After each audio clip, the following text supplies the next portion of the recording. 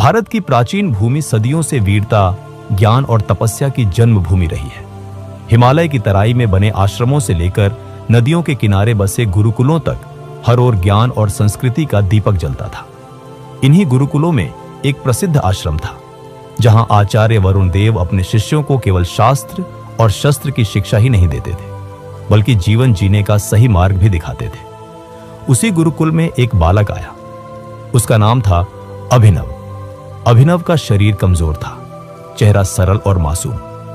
वह जब अन्य विद्यार्थियों के साथ अभ्यास करता तो अक्सर पीछे रह जाता। धनुष की डोरी खींचने में उसके हाथ कांपते, कुश्ती के दांव पेंच में वह धराशायी हो जाता। उसकी चाल धीमी और आत्मविश्वास डगमगाता रहता। गुरुकुल के अन्य विद्यार्थी मजाक उड़ाते, देखो ये तो तिनके जैसा है, हवा चली तो उड़ जाएगा, इससे युद्ध क्या होगा, ये तो बैल के सामने खड़ा भी नहीं हो सकता। ये बातें अभिनव के दिल में चुभती थी। वह अक्सर सोचता, शायद मैं किसी काम का नहीं हूं, भगवान ने मुझे कमजोर बनाया है तो मैं क्या कर सकता हूं। लेकिन नियति ने उसके लिए कुछ और ही सोच रखा था। एक दिन की बात है, गुरुकुल के सभी शिष्य धनुष बाण का अभ्यास कर रहे थे। विशाल लकड़ी के निशान पर तीर चलाना था। सभी शिष्य अपने अपने तीर मार रहे थे। राजन, जो गुरुकुल का सबसे तेज शिष्य था, उसने निशाने पर ठीक बीचों बीच तीर मारा। सबने उसकी प्रशंसा की।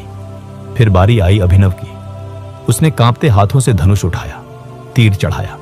जैसे ही डोरी खींची, हाथ कांप गए और तीर पास खड़े पेड़ से टकराकर नीचे गिर पड़ा। सभी शिष्य हंस पड़े।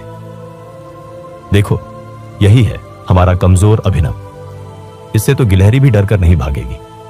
अभिनव का चेहरा झुक गया, आंखों में आंसू आ गए। वह सोचने लगा, सचमुच मैं सबके सामने बेकार हूं, मुझे यहां क्यों रखा गया है। शाम को जब सब विश्राम कर रहे थे, वह अकेला नदी किनारे बैठा था। उसने चुपचाप पानी में अपना चेहरा देखा और बुदबुदाया, हे ईश्वर, आपने मुझे ऐसा क्यों बनाया। अगर मैं दूसरों जैसा होता तो शायद लोग मेरा मजाक न उड़ाते। उसी समय आचार्य वरुण देव वहां आ पहुंचे। उन्होंने शांत स्वर में पूछा, वत्स अभिनव, तुम इतने उदास क्यों बैठे हो। अभिनव ने आंसू पोंछते हुए कहा, गुरुजी, मैं दूसरों जैसा नहीं हूं, मैं कमजोर हूं, साधारण हूं, मुझसे कभी कोई महान काम नहीं होगा। मुझे लगता है कि मैं जीवन में असफल ही रहूंगा। गुरुजी ने मुस्कुराते हुए उसका कंधा थपथपाया और बोले, वत्स, याद रखो, मनुष्य की पहचान उसके शरीर से नहीं होती, बल्कि उसके आत्मविश्वास से होती है। अगर तुम स्वयं पर विश्वास कर लो तो असंभव भी संभव हो जाएगा। अभिनव ने संकोच से पूछा, लेकिन गुरुजी, आत्मविश्वास आएगा कैसे। जब लोग रोज मजाक उड़ाते हैं तो मेरा विश्वास टूट जाता है। गुरुजी बोले, सुनो वत्स, आत्मविश्वास बाहर से नहीं आता, यह भीतर से जन्म लेता है।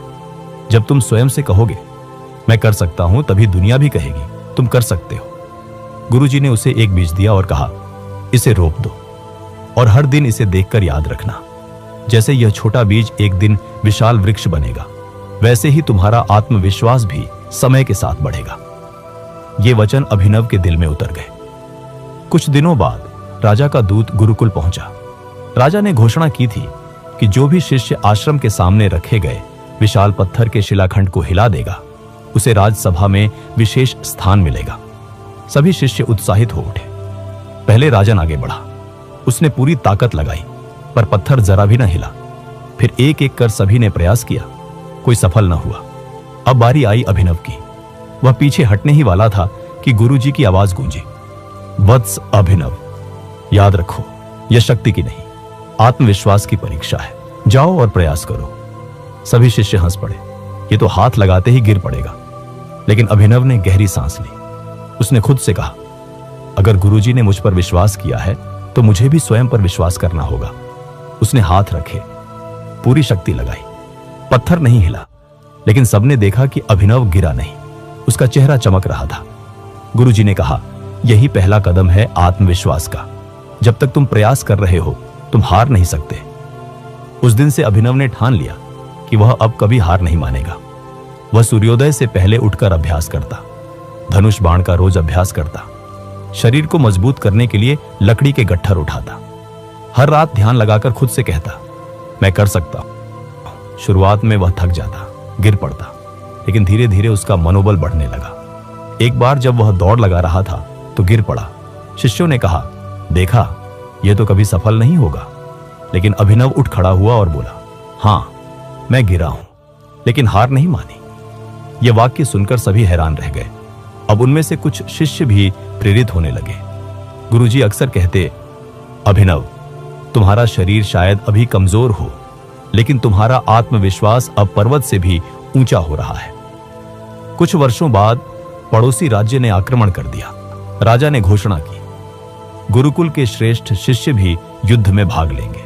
सभी शिष्य युद्ध भूमि पहुंचे, लेकिन सामने एक भयानक समस्या खड़ी हो गई। दुश्मनों ने युद्ध के रास्ते में एक विशाल हाथी छोड़ दिया था। वह गरजता, सूंड लहराता और मार्ग रोक देता। कोई योद्धा उसके सामने जाने की हिम्मत नहीं कर पा रहा था। सभी डर गए। राजन ने कहा, यह तो असंभव है, इसे रोकना मौत को गले लगाने जैसा है।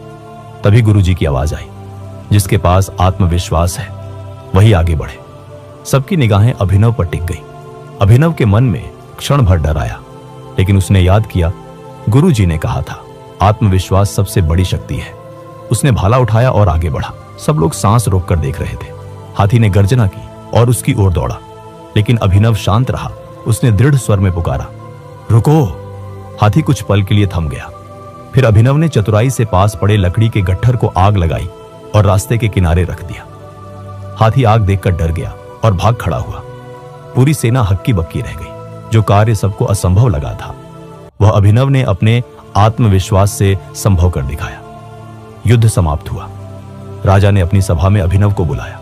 उन्होंने कहा, आज हमने देखा कि असली ताकत शरीर में नहीं, बल्कि आत्मविश्वास में है। अभिनव ने साबित किया कि अगर मनुष्य स्वयं पर विश्वास कर ले तो वह किसी भी शत्रु को परास्त कर सकता है। राजदरबार तालियों से गूंज उठा। गुरुजी की आंखों में गर्व के आंसू थे। अब अभिनव केवल एक साधारण शिष्य नहीं रहा, वह पूरे राज्य का आदर्श बन गया। लोग अपने बच्चों को समझाते, देखो, यदि आत्मविश्वास हो तो असंभव भी संभव हो सकता है। और अभिनव अक्सर कहा करता था, कमजोर वह नहीं जिसके पास शक्ति नहीं है, कमजोर वह है जो स्वयं पर विश्वास नहीं करता। दोस्तों, ये थी प्राचीन भारत की प्रेरणादायक कहानी, आत्मविश्वास की ताकत। इस कथा से हमें यह सीख मिलती है कि मनुष्य की असली शक्ति उसके शरीर में नहीं, बल्कि उसके आत्मविश्वास में छिपी होती है। अगर हम स्वयं पर विश्वास कर लें तो कोई भी बाधा हमें रोक नहीं सकती। याद रखिए, हार तब होती है जब हम कोशिश करना छोड़ देते हैं। उम्मीद है यह कहानी आपके जीवन में नया जोश और हिम्मत भर देगी। अगर आपको यह कहानी अच्छी लगी हो तो लाइक, शेयर और सब्सक्राइब करना ना भूलें। मिलते हैं अगली प्रेरक कथा में।